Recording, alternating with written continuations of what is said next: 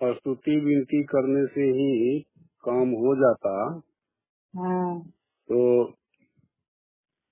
आज बहुत दिन पहले से इतिहास साक्षी है, बहुत संत हुए, बहुतों ने स्तुति विनती भी बनाए, लेकिन वह स्तुति विनती जिन्होंने बनाया उनका तो कल्याण हुआ ही हुआ, लेकिन जो गाया है, सिर्फ गाया है स्तुति को, उसके अनुसार अपने को ढाल नहीं पाया है, तो गाना भर रह गया वह।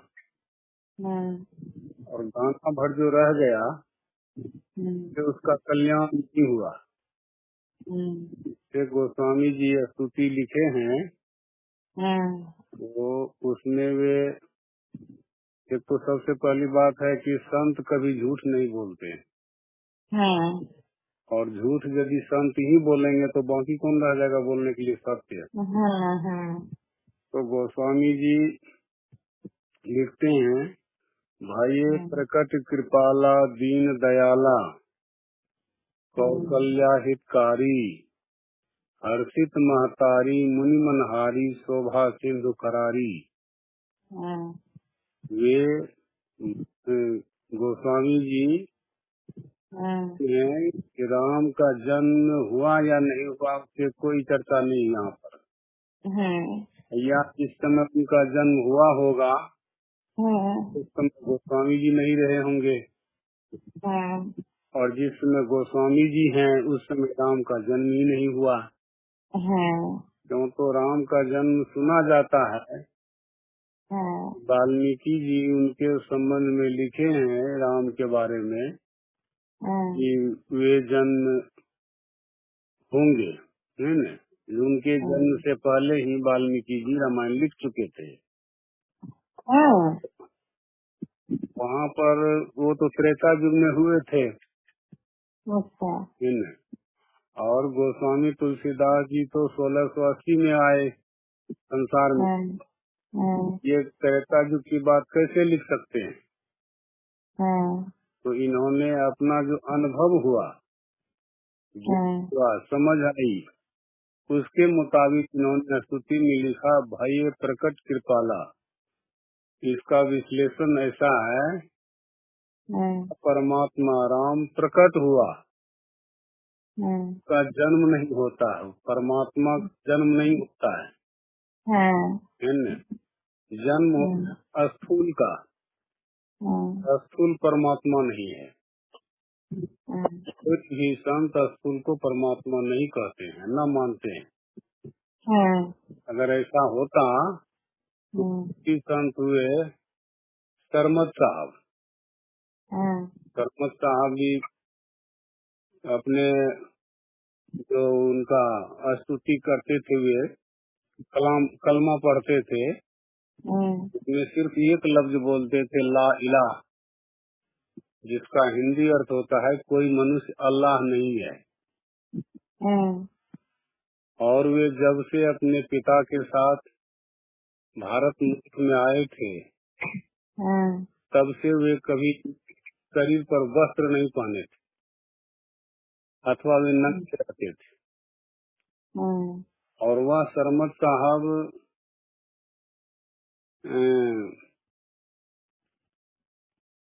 एक तो कलमा पूरा नहीं पढ़ते थे, बात बदन पर वस्त्र नहीं पहनते थे, तो इल्जाम उन पर लगाया गया था। एक लगाया था तो जहांगीर खान ने, जहांगीर खान अकबर का बेटा था भारत में। हाँ, दिल्ली में। अच्छा। और दिल्ली में ही ये सही।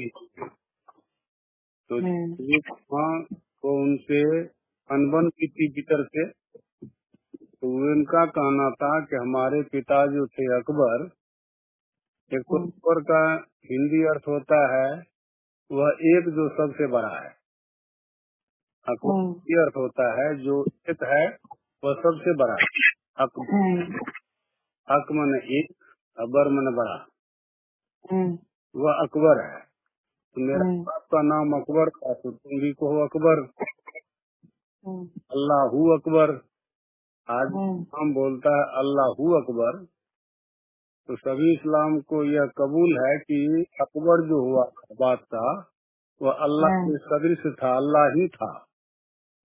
जैसे हिंदू धर्म में लोग कृष्ण को ईश्वर या परमात्मा भी मानते हैं, लेकिन स्थूल शरीर तो किन्हीं का परमात्मा या ईश्वर नहीं हुआ है, न हो सकता। हाँ, तत्वतः उनका जो बोध था और परमात्मा का बोध उनमें उतर गया था, वे समझ गए थे परमात्मा ऐसा है, इस स्थिति में रहता है, तो वे बोलते थे, लेकिन वे शरीरधारी परमात्मा नहीं थे। परमात्मा शरीर नहीं होता है, वह नकाबपोशी नहीं होता है। अगर वह परमात्मा कोई नकाबपोशी होता तो आज के संत भी, जो प्राचीन युग से आज तक के संत भी उनको इसका संबोधन देते, लेकिन ऐसा नहीं दिया।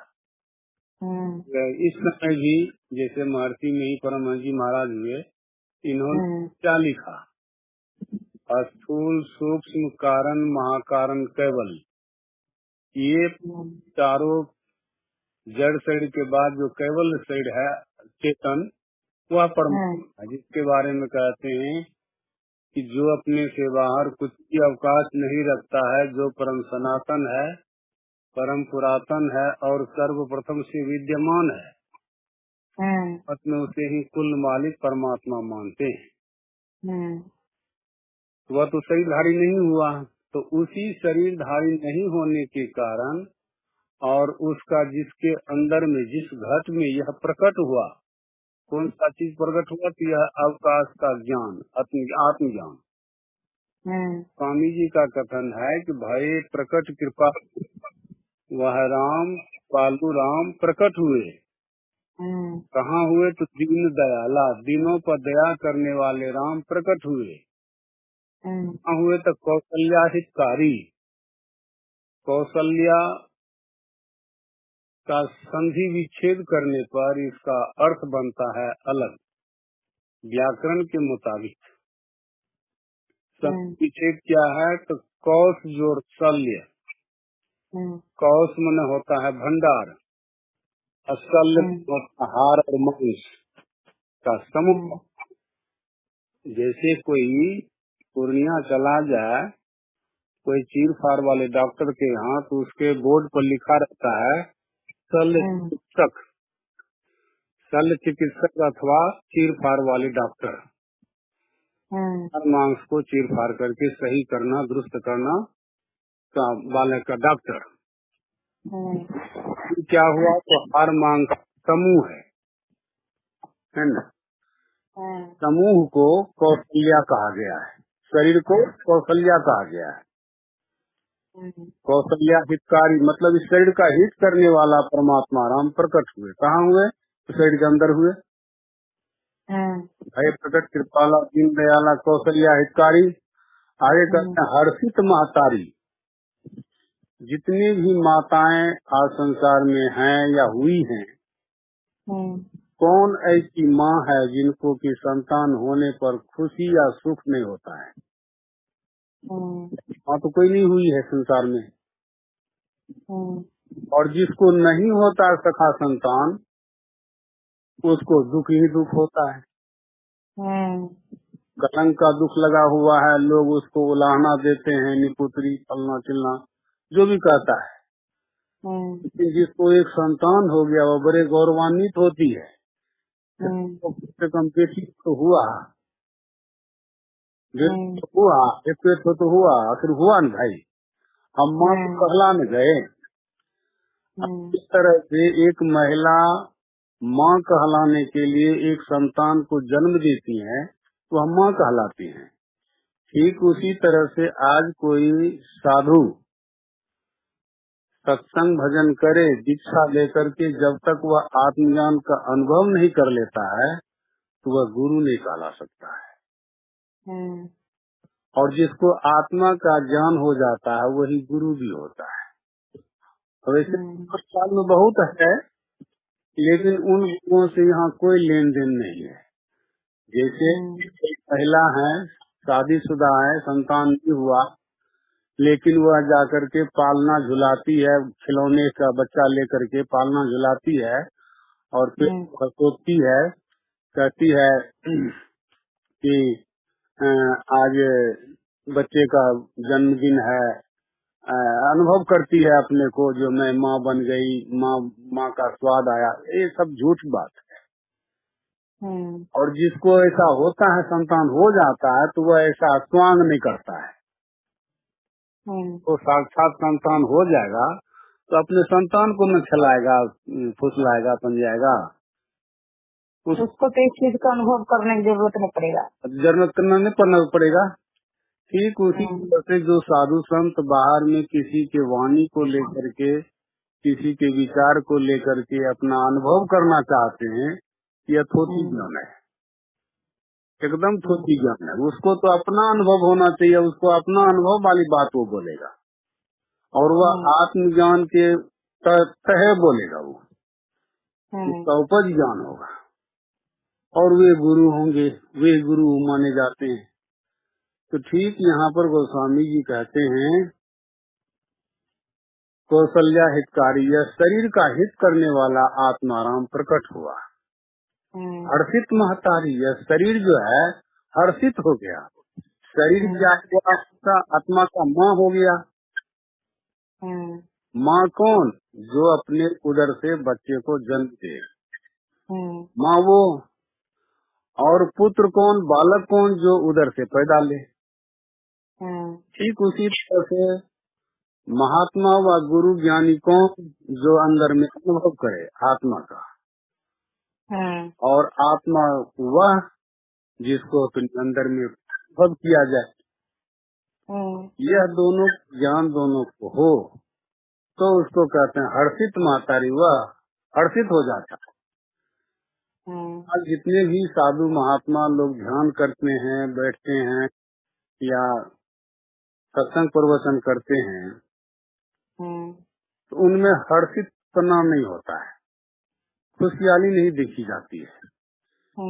कृष्ण के संबंध में आया है कि ब्राह्मे मुहूर्ते उत्थाय वायुर्पस्पृश माधव दद्यो प्रसन्न करन तनु आत्मानं स्वाम। कृष्ण ब्रह्म मुहूर्त में जल जाते थे, को त्याग देते थे, शौचादि से निवृत्त होकर के हाथ धो लेते थे, पवित्र होकर के सुख आसन पर सुख पूर्वक बैठ करके, पवित्र आसन पर सुख पूर्वक बैठ करके अपने दोनों हाथ को तरु पर गोद में ले करके आसन से बैठ करके वे ध्यान करते थे। का ध्यान करते थे तो अपने आत्मा का ध्यान करते थे। और जो आत्मा का ध्यान करते थे, ध्यान पर से जब वे उठते थे उसमें उसका रोम रोम यानी शरीर का जो रोआ है वह आंख से खिल उठता था। ऐसा प्रसन्न चित्त वाला जो साधक हो, ध्यान से जगे तो उनका प्रसन्न चित्त हो जाए, शरीर रोमांच हो जाए आनंद से। असली में तो उसने ध्यान नहीं किया कि खाली स्वांग करने से थोड़े न हो जाता है। तो जिसको ऐसा होगा वह अपना अनुभव बात लिखेगा, पानी वह बोलेगा, वह वाणी का वे नकल नहीं करेगा।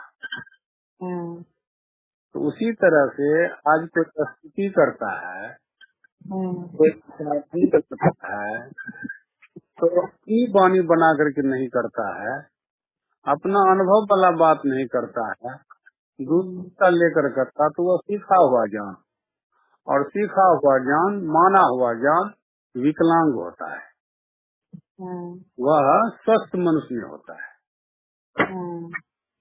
है न। तो इसलिए स्तुति करते हो या करते हैं तो अजानता में करते हैं, जानकारी नहीं होती है। लेकिन इसके साथ अब ध्यान भी करते हैं, ध्यान तो नहीं ज्यादा 5-10 मिनट तो करते हैं ये, क्योंकि हमको तो उसमें पहुंचना है ना, स्तुति गिनती तो रहना नहीं है, हमको तो आगे देखना है, आगे पहुंचना है। स्तुति गिनती या सत्संग प्रवचन सुनना देखना करना कोई बुरी बात नहीं है, लेकिन यहीं पर लटके रहना, 5-10 मिनट बैठ के न, मतलब डिक्टेटरिटी औपचारिकता निभा लेना, यह तो धोखा देना है। दरअसल तो यह साधक को कम से कम घंटा 2 घंटा 3 घंटा अपना में ऐसा हो जाए, अनवरत रूप से अनुभव हो, तो आई नो, मतलब मैं कुछ नहीं हूँ, एकमात्र अवकाश हूँ, यह अनुभव हो जाए, तब पूछोगे, तब उसको आत्मज्ञान का अनुभव होगा। तो खाली किसी गीत गाने से होगा? अगर गीत गाने से होता तो आज बहुतों गा रहा है। गोस्वामी जी 1680 में हुए, तब से जो है लोग रामायण का यह स्तुति कर रहा है, कि कितने को प्रैक्टिकल हुआ, कितना इस पर थिंकिंग कर रहा है, कितना इसका अनुभव कर सकता है। हर्षित महतारी मुनि मन हारी, मुनि जो मनन करने बैठा था उसका भी मन हार गया। अब शोभा सिंधु करारी, वह अवकाश परमात्मा सब जगह सामने प्रत्यक्ष है, लेकिन यह अनुभव वाला दृष्टि सबको होगा, सब नहीं पकड़ सकेंगे इसको। जो कोई भी अपने आप को सब कुछ से छुड़ा लेंगे, अपने आप को शून्य में रखेंगे, अवकाश में अपने को थिंकिंग करेंगे, वही ज्ञान का अनुभव कर सकेगा। जैसे लिखे हैं, एक महात्मा लिखे हैं, दिव्य दृष्टि से जो हो दर्शन, सो माया का दर्शन परसन। दिव्य दृष्टि से जो देखा जाता है, तो किसको देखा जाता है? तो माया का दर्शन होता है। जैसे संजय को वेद व्यास ने दिव्य दृष्टि दिया था, ताकि धृतराष्ट्र अंधे थे, घर बैठे महाभारत का युद्ध का समाचार ये सुनाएगा, देख आंखों देखा हाल कहेगा। और कृष्ण ने भी अर्जुन को दिव्य दृष्टि दिए थे, जिसमें कि उन्होंने अपना विराट रूप का दर्शन कराया था। यह दर्शन क्या है? यह माया का दर्शन है। इस माया के दर्शन से कोई लाभ नहीं होता है न? अब वही दिव्य दृष्टि प्रैक्टिकल में किनको हुआ? तो भगवान शिव को हुआ। भगवान शिव के गुरु जो थे अंगिरा मुनि, तो अंगिरा मुनि ने उनका उपनयन संस्कार भी कराया था। अच्छा, उनका भी गुरु थे? हाँ, भगवान शिव के गुरु थे ना अंगिरा मुनि। और अंगिरा मुनि 9 सारहू थे। वशिष्ठ मुनि भी उनके सारू ही थे, क्रतु मुनि भी उनके सारू ही थे, कई तरह जितने भी थे। 9 इनके ससुर का नाम था कर्दम ऋषि। कर्दम ऋषि की 9 पुत्री, 9 दामाद भी हुआ, और अंतिम में हुआ था एक पुत्र 10वां, जिसका नाम था कपिल भगवान। जो गंगा सागर में जब लग जाते हैं, कपिल भगवान के सत्संग आश्रम है, वहाँ जाकर के सत्संग करते सुनते हैं। अभी भी वह आश्रम है, माने जाते हैं लोग। गंगा सागर जाते हैं तो वहाँ सत्संग की प्रधानता होती है, जिसको राजा रघुगन भी जाकर के सत्संग सुनते थे, है न? तो यहाँ जो है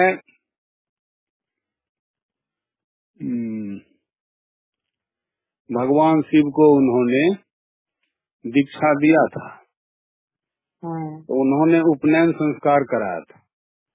उपनयन संस्कार का अर्थ अभी के लोग, जैसे ब्राह्मण में, क्षत्रियों में सिर्फ जनेऊ पहना देना, गायत्री मंत्र कान में दे देना, और उसके उपलक्ष्य में बकरे काट करके मांस मछली वगैरह खाता पीता है लोग। यह क्या है? यह तो ढोंग है, औपचारिकता निभाता है, बनाता मानता है।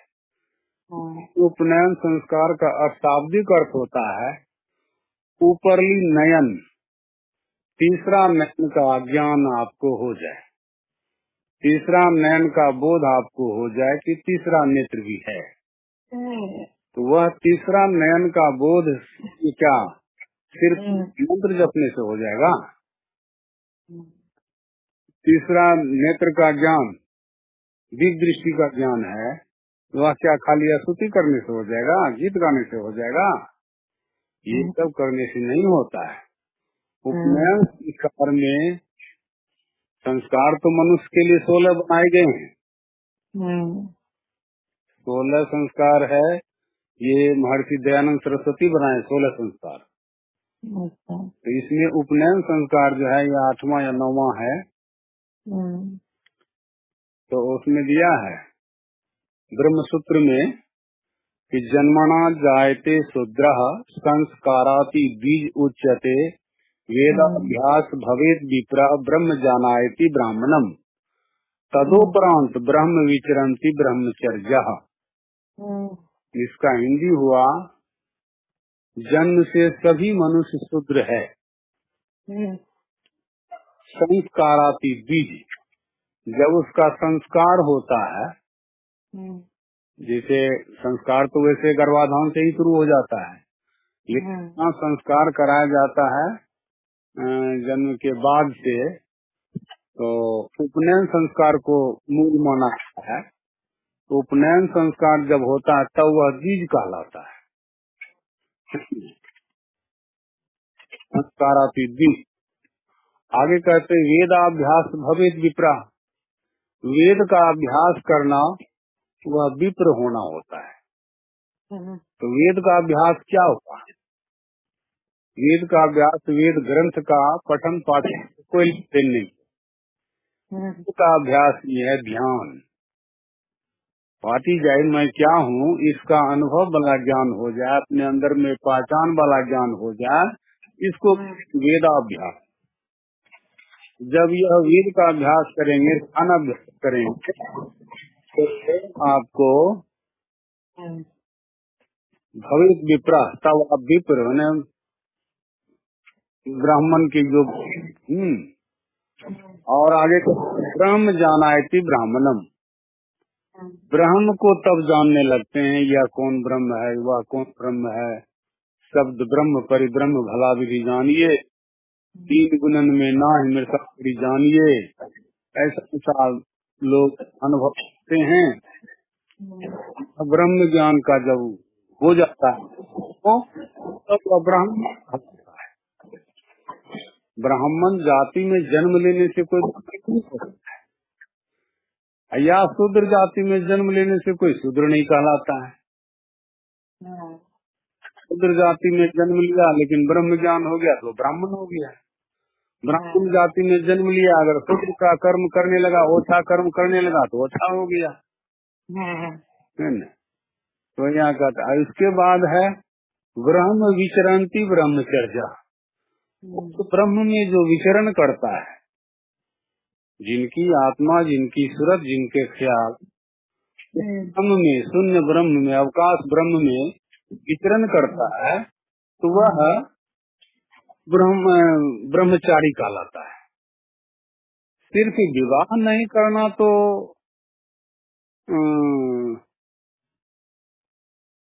ब्रह्मचारी नहीं हुआ।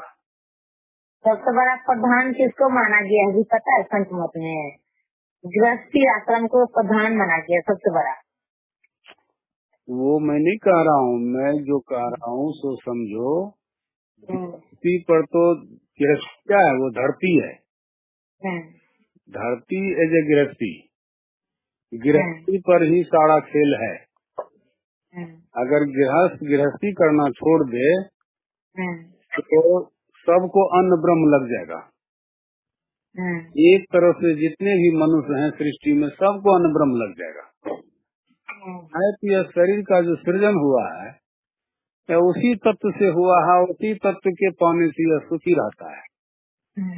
अगर 6 घंटा भोजन नहीं मिले इतने में तो लोग व्याकुल हो जाता है।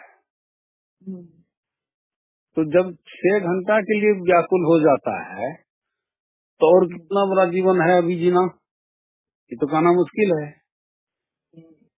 इसीलिए कहते हैं कि ऐसे गुरु मिले उनको, दिव्य दृष्टि उनको खुल गई, तब तब शिव ने तीसर नयन उघारा, कामदेव भई हो गए जर के छाड़ा।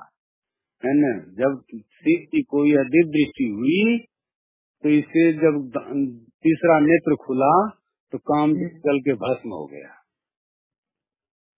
फिर उन्होंने वर पा करके वह काल को फिर से जन्म दे दिया, फिर से उनको आवाज कर दिया। लेकिन उस काल को भी मारने का उपाय उन्होंने अंतिम के योगांक में दिया है कि यह नाद का अनुसंधान करने वाला योगी आराम से सुख पूर्वक उस काल को मार सकता है, उस काल के बेड़ी को जीत सकता है। तो उसके लिए ही ऐसे गुरु की आवश्यकता है। तो ऐसे गुरु मिल जाए तो महर्षि जी कहते हैं तो परमात्मा के तुल्य है नहीं, लेकिन परमात्मा के बराबर का है। ऐसा गुरु मिलना जो हमको शब्द का डगर पर चढ़ा दे, शब्द का छोड़ पकड़ा दे। ये लाया है न, संत पलटू साहब के वाणी में है कि धुन अपने जो गगन का मेरा गुरुदेव, सो मेरा गुरुदेव सेवा में करियो वाकी, शब्द में गलतान अवस्था ऐसी जाकी। ऐसा गुरु होना चाहिए। शब्द मार्ग जो गुरु न बतावे झूठे गुरु के छोड़ दो भाई। जो शब्द का रास्ता नहीं बतलाता है ऐसे गुरु को धारण करना उचित नहीं है। तो वही ज्ञान उनको सिखलाया। तो पर महर्षि जी फिर लिखते हैं,